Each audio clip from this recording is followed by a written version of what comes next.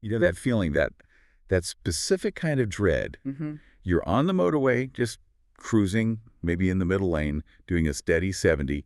You check your mirror, it's clear. Mm. Then you check it again, like 3 seconds later, and your entire back window is just grill. Just an aggressive, angular, German-engineered grille. And it's flashing its lights. Of course, flashing lights, no indicator, and it's probably tailgating you slightly to the left so you can't miss it in your side mirror either. I think everyone's had that experience. It's universal.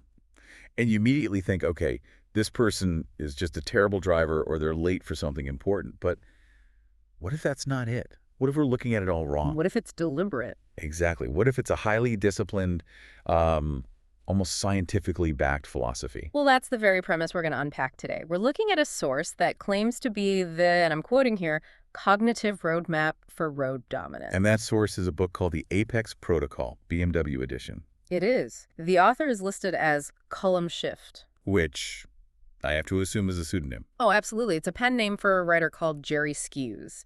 And, on the surface, this is clearly a piece of very sharp satire, but it presents itself as a completely serious technical manual. A manual for what it calls kinetic sovereignty. Kinetic sovereignty. It's a great phrase, isn't it? It sounds like something from a military briefing, not a driving guide. And that's the whole point. The book frames the road not as, a shared public space where we all just try to get along. No, it frames it as a battlefield, Yeah. a dynamic theater of entitlement. That's the one. So our mission for this deep dive is to get inside the internal logic of this manifesto. We're not just going to laugh at the stereotype of the bad driver. We're going to dissect the worldview. We're looking at the pseudoscience, Yeah. the biology even. And the rules of engagement that supposedly justify all this. Yeah. Because according to this book, there are the elite drivers, and then there's everyone else. Right. The CLOs. The CLOs. Center lane owner drivers. I love that one. Or, my personal favorite, the hatchback dwellers. So this is basically a guide on how to use pure, unadulterated entitlement to prove you're not one of them. Okay, so let's start where the manual starts, with the philosophy. And they introduce this spiritual leader of the movement, a Dr. Heinz Christian-Anderson. The director of and this is completely fictitious, of course, the Munich Institute for Kinetic Studies. And I'm guessing Dr. Christian-Anderson isn't a huge fan of the highway code. Not at all. His core idea is that the rules that you and I follow are based on a lie. A lie. The lie of equality. It assumes that your time in a 10-year-old hatchback is worth the same as an Apex operator's time in a brand new M-Series. And to them, that idea is just absurd. Completely ludicrous. There's a quote right at the beginning that sums it all up. It says, "The road belongs to those with the kinetic will to take it." So it's not a cooperative system. It's a test of willpower. If I'm in front of you, I'm an obstacle to your destiny. You are. And that means things like speed limits are just, what do they call them, suggestions for the timid. So if one of these Apex operators is doing 100 in a 70 zone, in their mind, they're not actually breaking the law. No. They're correcting an inefficiency in the system. The book says the Apex operator has an alienable right to occupy space that's currently held by a slower vehicle. It's not about being safe. It's about maintaining momentum. It completely reframes tailgating then. It's not aggression. It's asserting your rights. You, in your hatchback, are effectively stealing their time. And their time is just, it's worth more than yours. That's a terrifyingly coherent worldview, actually. It just strips out the entire social part of driving. But then it gets weirder. It moves from philosophy into, quote, science. The clinical anatomy section. It claims this isn't just a choice. You have to be, biologically built for this. Right. This is where the satire really hits its stride. It introduces something called the Christian-Anderson Dominance Index, the CADI. And this is, what, a test? It's a psychometric test to see if you are physically and mentally fit to own the brand. You don't just buy the car. You have to be the car. And the questions are hilarious because they just take common bad habits and reframe them as strengths. Okay, like what? Well, let's start with the indicator paradox. Ah, yes. The age-old question of why BMW drivers don't use turn signals. According to the protocol, using an indicator is a tactical error. It even quotes Sun Tzu. Sun Tzu. In a driving manual. All warfare is based on deception. So signaling is You're giving away your battle plans to the enemy. Exactly. You're giving the hatchback dwellers information. If they know you're changing lanes, they might speed up to block you. So for the element of surprise, you must never, ever signal. It turns changing lanes on the M4 into a covert military operation. It really does. And then you've got audible authority. A horn. The horn. To us, it's a warning device, right? Hey, watch out, I'm here. Yeah. In the Apex world, the horn is a tool to express the biological imperative of my schedule. You not watch out, it's get out of my way. Get out of the way. I have a very important meeting that probably could have been an email. Then there's spatial entitlement. You know, the 2-second rule. Of course. Keep a safe distance. To an Apex driver, leaving a 2-second gap is seen as surrendering territory.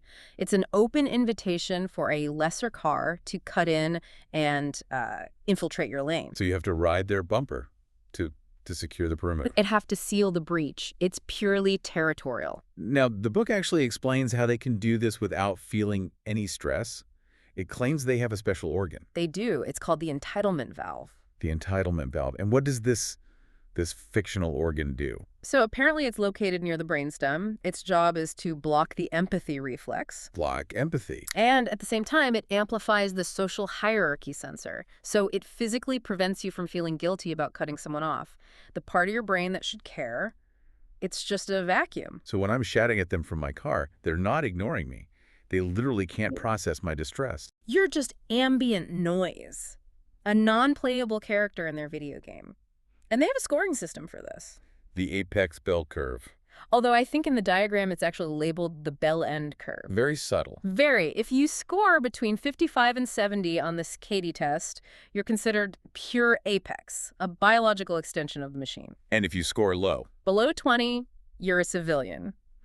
The book literally advises you to go buy a Peugeot and read a brochure on practicality. You're deemed unfit for the brand. I think I would definitely be a civilian. I signal in empty parking lots. I think I've apologized to potholes. Oh, that's a fatal sign of weakness. I'm afraid they'd laugh you right out of the showroom. Okay, so let's say you've passed the test. You've got your entitlement valve working. You're on the road. The book has a whole reimagined highway code. What are the rules? Well, the most important one, and the one that causes the most rage on the motorway, is the 0.4-second rule. This is about the fast lane, right? The overtaking lane, or as they prefer, the Apex corridor. The rule states that any non-Apex driver has an obligation to get out of the lane within 0.4 seconds of seeing a high beam flash. 0.4 seconds. That's less than human reaction time. You can't even process what's happening. That's not the Apex driver's problem. You are expected to have submissive intuition. Submissive intuition.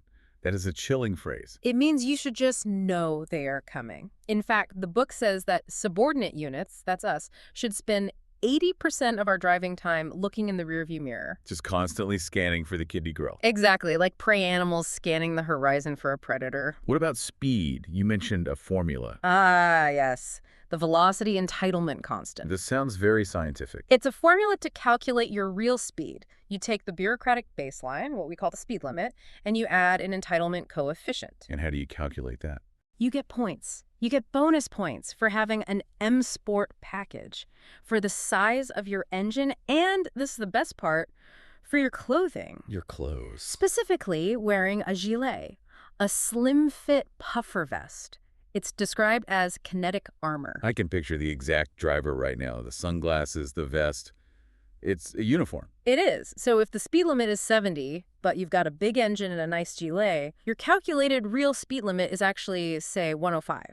And driving slower is considered mechanical resentment. You're abusing the car. You're insulting the engineering. What about roundabouts and junctions? Simple. The giveaway line is just a suggestion. You use a technique called infiltration, where you just nose out until people stop because they're afraid you'll hit them. It's a game of chicken. And on a roundabout, you take the apex line, which means you just cut straight across all the lanes to minimize your steering input and preserve momentum. Without signaling your exit, of course. Of course. That would ruin the mystique.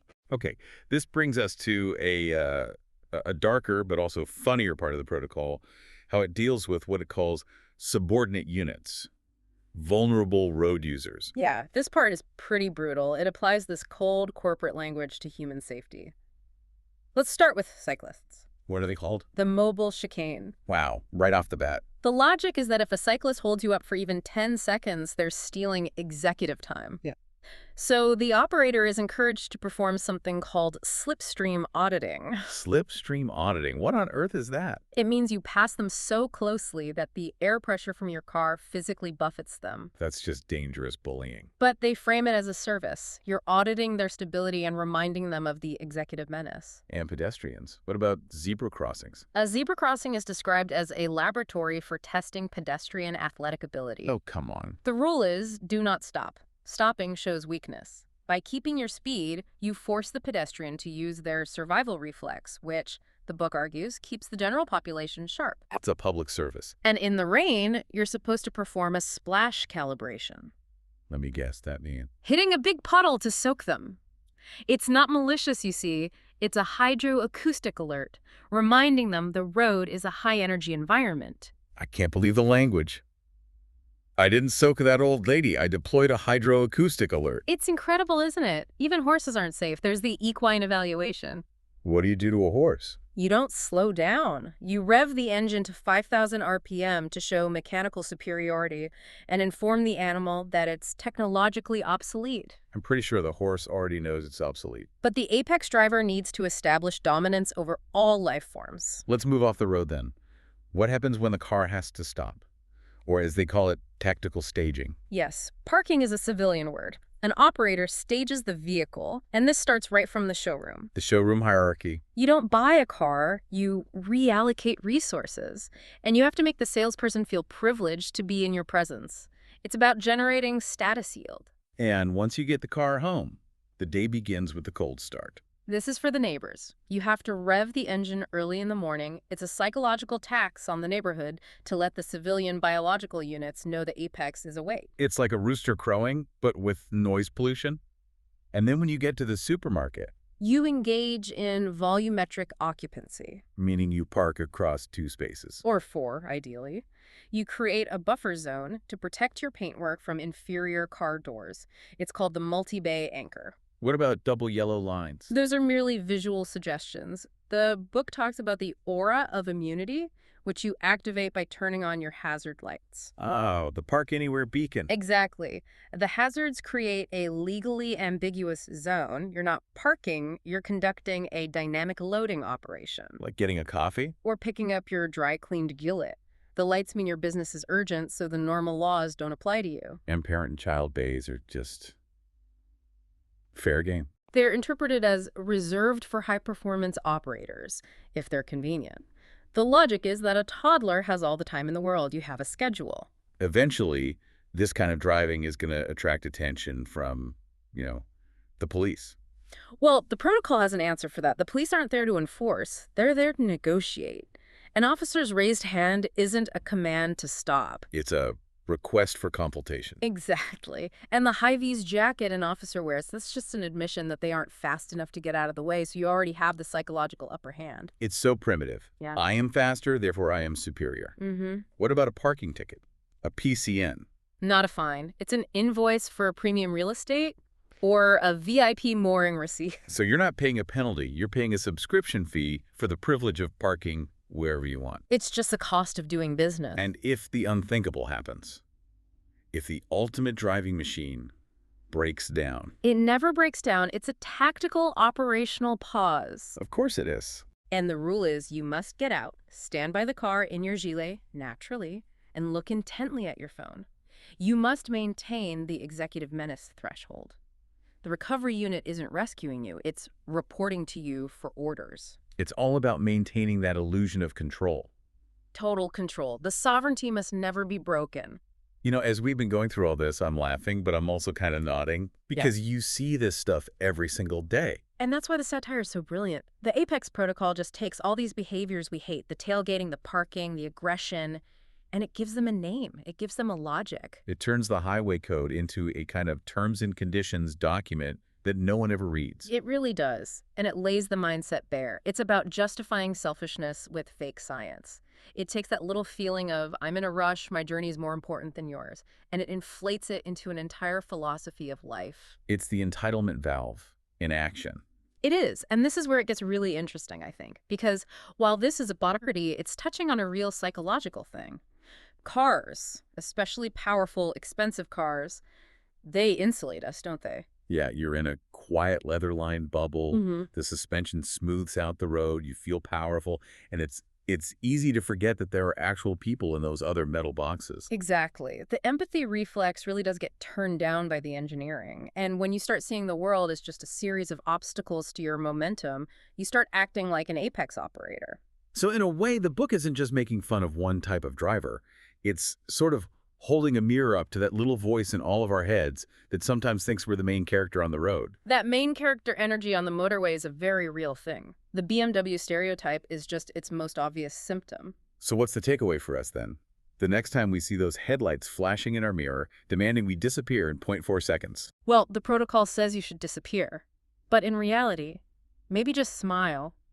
Know that they're just a victim of their own overactive entitlement valve. They can't help it. It's biological. They're just suffering from a very high Katie score. They're pure apex. We should almost pity them. They're trapped in this constant state of road warfare while we're just, trying to get home. I will try to remember that next time I'm being slipstream audited. Good luck with that. It really leaves us with a final thought, doesn't it? We can laugh at the entitlement valve as a made-up organ, but how often do we see that exact mechanism working in other parts of life? In queues at the supermarket, in business meetings, in politics. Is it possible that for some people this book isn't satire at all, but an actual lifestyle manual? That is a terrifying possibility. On that note, check your mirrors, everyone. The apex operator might be right behind you. Thanks for listening.